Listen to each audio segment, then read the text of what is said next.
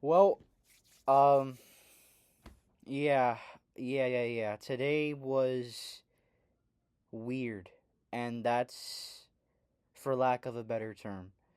The Marlins picked up a 7-1 win today against the Cincinnati Reds in Game 3 to take their third consecutive series by a 2-1 series score. As they take the rubber match, like I said, 7-1. By far one of the weirdest games of the season. What's up, everybody? Justin Perez back for the Sunshine Sports Podcast, and yeah, like I like today was a day where we saw pretty much everything come out to play. Like literally, like the offense bipolar the entire season, and today they gave the perfect resemblance of their bipolar ways, the perfect way to describe the entire season in one game happened today. The Marlins offense was absolutely disgusting once again to come out of this game. Coming into this game, you're coming off an outing where once again the offense finds itself for another game after being non-existent in the previous two. You know, Jacob Marcy 4 for 4 game. You know, we get tons of runs, a lot of support from everybody, and we win that one, right? Well, once again, the bats fail to pick. The offense fails to put together back-to-back nights, back-to-back games of solid play at the plate. Um, I don't know what this team's problem is. I don't know what the hell their issue is, but this whole up and down roller coaster that we're seeing is getting very tiring, and I don't know how anybody can still have the mental fortitude to experience this on a daily basis, because I know that I'm at the end. I'm reaching the end. This offense, I don't listen. I don't care what the results today. I said this several recaps back. There needs to be changes with the coaching, with the hitting coaching. I don't like where this is going. I don't like what I'm seeing. There is no reason as to why Major League Baseball players should be this inconsistent. Um, in the middle of August, there's none. So we need to make some changes. There probably won't be because, of course, sports teams refuse to make changes unless absolutely necessary. And if you're barely making the playoffs or if you barely miss, then obviously there won't be any changes, and that's the point that we're at. So unfortunately, there won't be any changes. Um, but yeah, so you go scoreless through your first 7 innings against a pitcher who isn't good. Coming into this game today, the Cincinnati Reds had Nick Lodolo on the mound, on the bump, to go against Eury Perez. Certainly a pitching mismatch on paper. We had the upper hand in the pitching department. And next thing you know, we make Nick Lodolo look like the second coming of Randy Johnson. Nick Lodolo coming into this game had an ERA of nearly 5, and yet he goes out there and looks like Randy Johnson because these bats are so incompetent. It's that simple. Doesn't matter who's at the plate, they're incompetent. And by the way, I don't know why Otto Lopez was leading off today when he still has that screwed up thumb. And I mentioned yesterday that he needs to go on the IL. Once again, organizational stubbornness. Otto Lopez leads off, and it's kind of funny. First pitch of the game, you could. I'm very good at perception. I'm a very perceptive individual, and I could notice a lot of things with certain people. Today, I noticed Otto Lopez's massive desperation. This dude is so desperate to get back to where he was earlier in the season. But the fact of the reality is that you're not going to be able to do that unless if you volunteer to step out for a few games, have some rest time, some much needed rest time, and be on the IL. But obviously that won't happen either. So Otto Lopez decides to use an ABS challenge uh, after the first pitch of the game, and that goes horrendously wrong. So we wasted a challenge off the bat, but he was still able to get a leadoff base hit. So I guess that kind of evened out. Still a waste of a challenge, but yeah, man. So that was like one of the bigger things that happened throughout the first 7 innings because once again, can't make contact, can't get anybody on base, can't put pressure on another team, no traffic along the base paths, absolutely nothing. And for the 1000th time this season, I was saying to myself, here we go again. Here is another waste of time, another listless, lifeless offensive outing. But things began to change in the eighth. This is where I talked about. Remember how I said that today was the perfect resemblance of the Marlins' bipolar ways? Well, you go from scoring nothing in the first 7 innings to putting on an offensive power surge in the final 2 innings. I do not understand this team whatsoever. I really don't. You go from doing nothing in the first 7 innings to finally breaking through. The one thing that we could be thankful for today is that even though the offense struggled through the first 7 innings, the Reds also failed to put a runner home. They failed to score a run as well throughout the same time frame. So it was literally a nothing deadlock after 7 innings, and in the eighth, Heriberto Hernandez does the damn thing again. A solo shot to left field to finally break a scoreless deadlock and to give the Marlins a slim 1-0 lead, his 18th homer of the season. There is a reason why I call him Dominican Barry Bonds, because it almost seems like no matter the situation, no matter the game, no matter the circumstances, this guy always comes through in a big way. We saw it yesterday, we've been seeing it all season, and we saw it once again play out today, giving us that slim 1-0 lead. And then after that, the inning continued. Augustine Ramirez reached first base off of a horrendous Ellie De La Cruz throwing error that should have put that out away, but instead, Agustin Ramirez safe at first. Then you have a single by Xavier Edwards, which then is followed up by Javier Sanoja bases loaded walk. So you load the bases, and then Griffin Conine comes in to pinch hit for Leo Jimenez, and then Griffin Conine successfully draws a bases loaded walk to make it 2-0 at the end of the top of the eighth inning. So, Griffin Conine, we talked about it. Amazing plate discipline, amazing awareness. He's seeing pitches well. He's not overzealous to swing. He's not putting a lot of pressure on himself to go out there and make things happen. He lets the game come to him. He lets the moment come to him, and at the right time, he strikes, and he did it so today. Not through a hit, but by drawing a much-needed bases-loaded walk, which ended up being a huge run for us because Mikey Peterson would come in the game and give up a solo shot. I'll talk about that when we get to the pitching, but I just wanted to point that out. So Griffin Conine gets the bases-loaded walk to make it 2-0. The inning ends. Mikey Peterson gives up a solo shot to Tyler Stevenson. Literally the first pitch of the bottom of the eighth inning. Mikey Peterson throws it to Tyler Stevenson, crushes the ball to then cut our lead in half.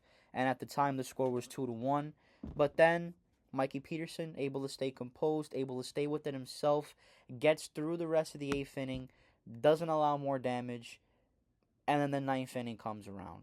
A 4 spot in the ninth inning by a once dead Marlins offense. So again, nothing going on through 7.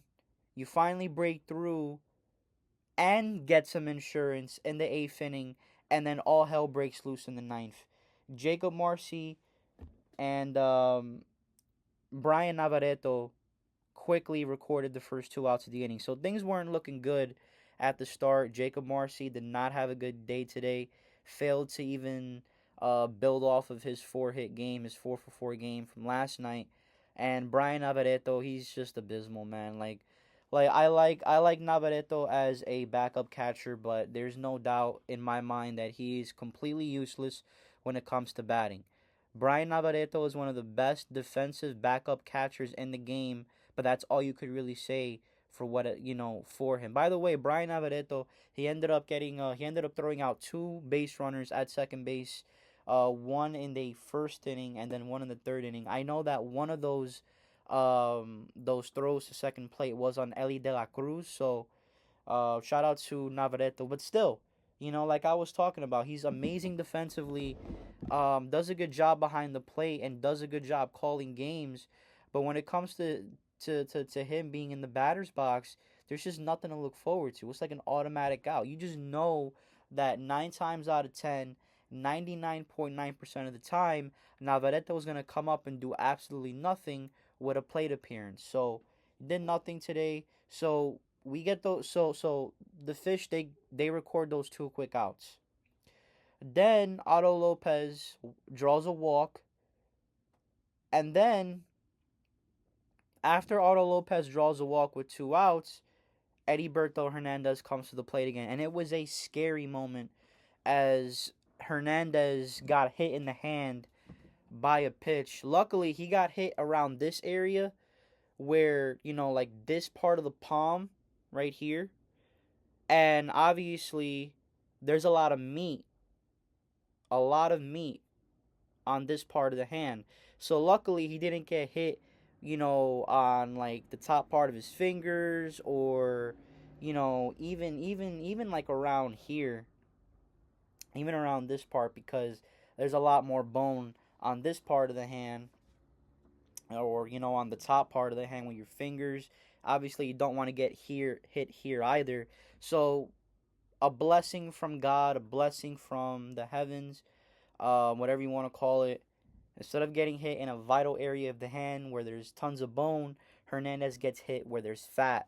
So stays in the game. Luckily, avoids a serious injury. We cannot afford another bad injury with Stowers out for 3 to 4 weeks. We cannot afford another guy out, especially a player of Heriberto's caliber. So Lopez walks. Burke gets hit by a pitch. Then Augustine Ramirez comes to the plate. And holy cow. Augustine Ramirez, he's back, man. La Guagua, he is back. This dude is back. He has his confidence. He's seeing pitches well. He's not, today he did not record a strikeout. He was patient, which is what you want, because, of course, his chase rate has been astronomically high. And just like yesterday, finds a way to come through, finds a way to be productive. Agustin Ramirez, a double to send home Lopez and Heriberto Hernandez to give us a 4-1 lead. So that's how things transpired. So Otto draws a walk, Burke gets hit by a pitch, and then Agustin Ramirez comes in, gets a critical 2-out, 2 RBI single to stretch our lead to 4-1. But it wasn't over. The fun was not over, because then on the ensuing at bat, Xavier Edwards would draw a walk. He would. Oh wait, but before that, I wanna say something. So before that, so Augustine, he gives us the double, gives us the 4-1 lead, and then you could tell that he was feeling himself, because this dude actually stole third base. Don't ask me. I don't know how. But this big dude stole third base. So not only did he give us the 4-1 lead, gave us some much needed insurance runs, he actually stole a base that would become important a few moments later. So like I said, Agustin steals third base. Then you have Xavier Edwards coming to the plate. He draws a walk, and then he proceeds to steal second base. And then Javier Sanoja comes up to the plate. And Javier Sanoja, who's not a power hitter, proceeds to jack a 3-run home run to left field to put the game away and give the Marlins a 7-1 lead that they would not relinquish. I believe that was Javier Sanoja's 10th home run of the season. Wow. If there's a guy that you're not expecting to go deep, it's certainly Javier Sanoja. I know, like I said, if he hasn't already, he's pretty close to getting a double-digit home run season. But still, obviously, Sanoja, not a power hitter at all. So, to see him go deep, hit a 3-run home run to put the game away for us, that was awesome. That was big. Balls galore. Like, Javier Sanoja's balls must have dropped way earlier than expected, because, wow, I don't think anybody would have wanted to take that pitch at that particular time when you could have tried to, be patient and maybe draw another walk to load the bases again and have the next guy come up. But Javi was like, you know what, screw this. I'm going to take this into my own hands. And he did the damn thing. So shout out to Javier Sanoja. A really good game from him today. Had one of the 3 stolen bases, I believe. Right? No, he did not have one of the 3 stolen bases. But still, I know he drew a walk, and then he hits that 3-run moonshot to left field to put this game away. Like I said, the 3 stolen bases, they came off of Eury Ruiz, Agustin Ramirez, and Xavier Edwards. So they all got a stolen base each.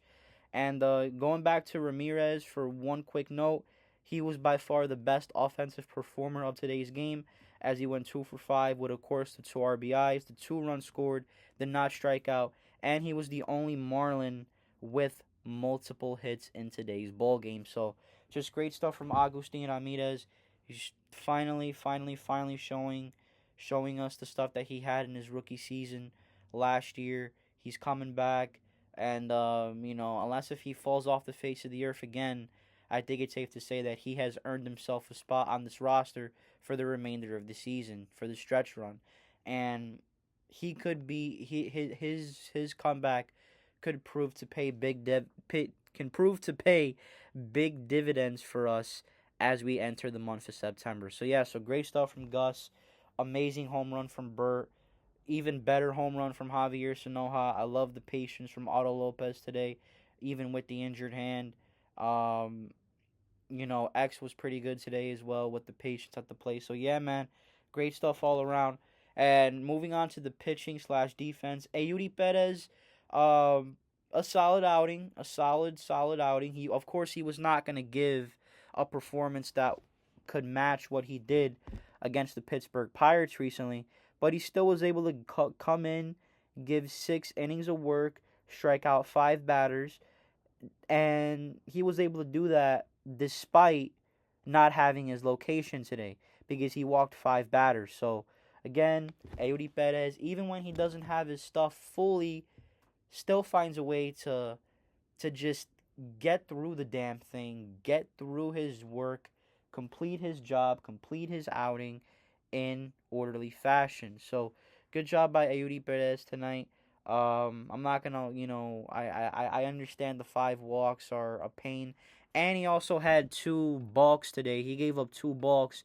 Gotta be aware of that stuff, man. You cannot be giving up these balks, but still was able to take whatever punches that were thrown at him and then deflect them back. So great stuff from Eury Perez today. I liked what I saw, and then the bullpen. The bullpen continues to be red hot. Today it was a trio of Josh Eknes, Mikey Peterson, and Tyler Zuber. Josh Eknes got the 7th inning today, and as a result, he recorded his first win as a Major League Baseball pitcher. Of course, he pitched the 7th inning, recorded a strikeout. Good stuff from him. Of course, I was a little worried a bit when I saw him come in the game because obviously in some of his more recent outings, Eknes has gotten rocked. But today, not the case. Good job from Eknes. Mikey Peterson came in the 8th, and he gave up a first pitch home run to Tyler Stevenson, like I mentioned earlier. To still give the Reds a little bit of a chance, but after that was able to, like I said, hold his own, get through the 8th inning, and also recorded a strikeout. So good stuff from Peterson today. Yeah, he gave up the solo shot to Stevenson, but he's still continuing to pitch really well. So good job by Peterson. And then Zuber, a non-save situation, but Zuber was able to toss a scoreless 9th inning to keep the score at 7-1. So just a weird game all around. We saw everything from this offense: the lack of production, the lack of pressure, the lack of base running, the lack of base runners, mind you. And then in the final 2 innings, we just, like a bottle rocket, we just took off. So yeah, man. So that's gonna be it for today's recap. The Marlins pick up a 3rd consecutive series win, and coming up next tomorrow is the most important series of the season, as the Marlins take on the Philadelphia Phillies in a in a 3-game set. Obviously, the Philadelphia Phillies, one of the teams that we are chasing in the NL wildcard playoff race. It's gonna be interesting to see what we do. Hopefully, we take 2 out of 3 games because obviously Citizens Bank Park is hell on earth. Not as bad as Atlanta, but Citizens Bank Park has also been a place where we've struggled to win, and not just struggle to win, but struggle to win big games with heavy meaning. So definitely the most important series starting tomorrow against division rival Philadelphia. I'll be back again tomorrow with another recap. Hopefully, the Marlins win tomorrow and win this upcoming series because we desperately need it. Anyway, this has been Justin Perez for the Sunshine Sports Podcast. Remember to like, comment, share, and subscribe if you're just watching. And remember, if you can't be good, be bad, baby. Take care, everybody.